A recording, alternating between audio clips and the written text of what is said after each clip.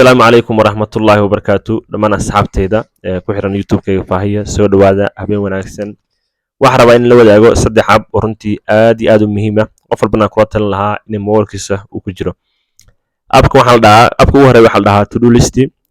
appka ku xigana runtii waxa weeye waa google oo inta badan inagu waxa weeyaan dhammaanteen waan way isticmaalnaa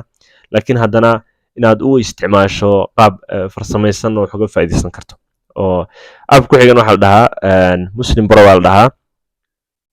oo runtii isaguna waxa weeyaan waxyaabo badan oo faa'iido halkan aad ku arki doontaan oo sharxi doono haddii aan runtii aan ku bilowno oo appka ugu horeeya oo ah runtii waxa weeyaan to-do listiga waxaad imaan kartaa waxaan ku dhufanaynaa hadda tusaale ahaan kale app store baan ku dhufanaynaa waa search garanaynaa magaciisana waxa weeye qaabkaas u qormaa waxa weeyaan hadda waad arkaysaa to-do list baa la dhahaa waan ku dhufanay waa already anigu ugu jiraa qaybta open baa ku dhufanaysaa waa kana waad u imaanaysaa qaybahaas ka kooban yahay arkay sida oo structure-kiisu waa qaybahaas inuu ku xasuusiyo maalintaada oo kale inaad plan garayso qaybta ugu horeysa weeye qaybta plan baa hadda ku dhufanaynaa tusaale ahaan kale plan marka ku dhufano waa ujeedaan qorshaha maantay waxa weeye anigu qorshayaal badan baa markaas ii yaalay marka qaybtaas kusii dhufanaysaa laakiin hadda tusaale ahaan kale waxaan ku qoraynaa la kulanka asxaabta oo kale inaad asxaabtaada la kulanto waqti aad runtii u qorshaysto waan ku dhufanay waxaan markaan ku qoraynaa tusaalaha kale maanta miyaa beri miyaa saadame asbuuca dama miyaa bisha oo kale waqtigaa la kulmayso oo kale waxyaabahaas dhan ku qoraysaa marka tusaalaha hadda markaa ku dhufato la kulanka asxaabta tusaalaha ku dhufanaya qaybta markaa taariikh ku qoran tahay waqtigaa la kulmayso ayaa waxa runtii aad bedelinaysaa waxaan ka dhiganaynaa tusaalahaan oo kale inaan hadda la kulmayno adu 6 ama 9 oo kale 9kan hadda tusaalahaan kale 9 markaa ku dhufato marka wuxuu ku xasuusinayaa maalinkaaga oo dhan haddaan imaan app kale appka waxa weeyaan pdf drive waa googlaha uun halka qaybta search ku qoran tahay ayaa wax ku qoraysaa book alla book gaartid macnaha waa buug free ah oo 8 milyan buug ka badan ba ku jira salaanka hadda buuga ku dhufanay yuka win waa ujeedaan waan dhulgaraysanaysaa markaad dhulgaraysid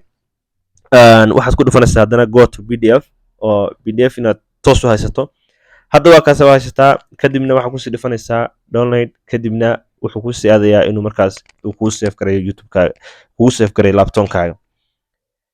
appka kale haddaan u nimaano appkan waxaa la dhahaa muslim pro oo waxa weeyaan saa hadda ka arkaysaan oo kale waxaan imaanaynaa isagana app store-ka imaanaynaa waa ka qaabka u qormo aad arkayso waxaa la dhahaa muslim pro markaa ku dhufato waa kaas already anigu igu jiraa hadda qaybta hoose aadaya waxaan leeyahay tusaalahan kale open baan leeyahay waan soo furayaa waa kana qaybaha uu ka kooban yahay runtii qaybta waxa weeye home iyo qaybta waxa runtii qibladu ka xigto oo kale wuxuu ka xasuusinayaa sidoo kale